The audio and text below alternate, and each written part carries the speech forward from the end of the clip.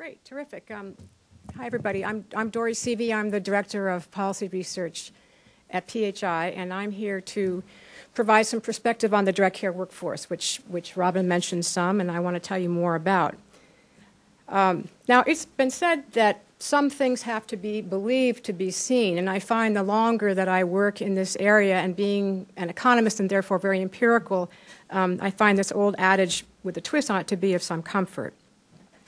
At the cusp of the largest generation in our nation's history, we now as a society are starting to truly believe and therefore see the need for organized caregiving at the far end of life, and with that the central role of direct care workers.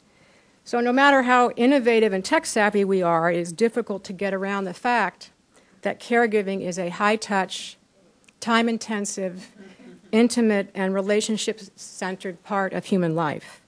For several million paraprofessional workers in the United States, it's also a real job, and often a tough and demanding one, and also a very rewarding one.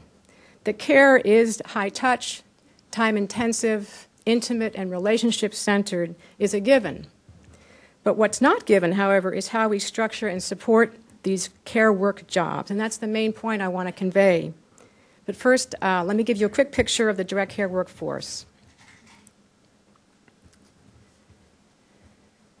So, in terms of numbers and facts, what we see out there is a workforce of 3.2 million direct care workers composed of three broad groups: nursing aides who work largely in facility-based settings, and home health aides and personal care aides who are likely to work in in-home settings. The growth story of this workforce is really quite phenomenal. Over the period 1996 to 2008, this workforce grew by 1 million. It accounted for 11% of the 10.4 million new jobs that were produced through economic growth over that period. And as you can see from this slide, what's taken off are the two occupations that are largely about in-home services, personal care aides and home health aides. And it speaks to this huge shift in our society away from facility-based care and to care in home and community-based settings. Over the next decade, demand for these positions is expected to increase by another 1 million plus.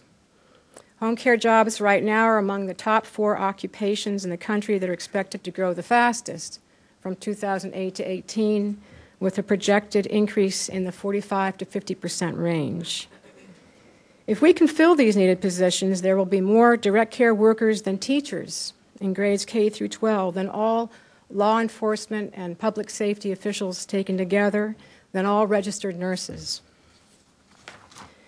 In sum, this workforce has really reached historic proportions, and it's without parallel, I think, in American history.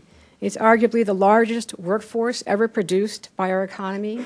It's currently the fastest growing one, and it's charged not with improving our material comforts, rather, but with providing basic hands-on caregiving to millions of elderly and persons with disabilities.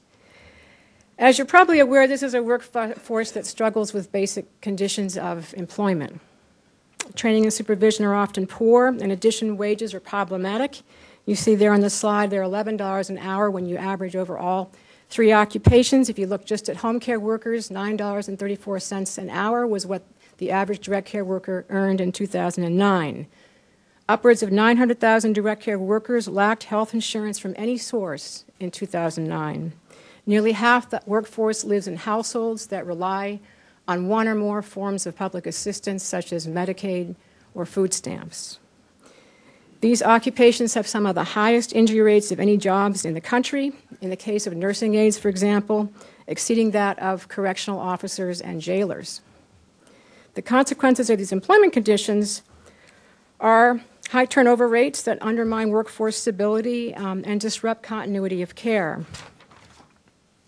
Let's look forward now, because aging and caregiving at this moment in our society are really having a transformative effect on the calculus for these jobs. Why? Because aging it isn't just about the elderly anymore, and the challenges of caregiving today are more than a family problem. Aging and caregiving, among other things, are now an employee productivity challenge, and therefore a business problem, and even a regional economic development challenge. A stable, well-prepared direct care workforce is critical for supporting employers, and the estimated I got to press something there. And the estimated 16 million workers who work for them and balance full-time employment with caregiving for a family member over 18.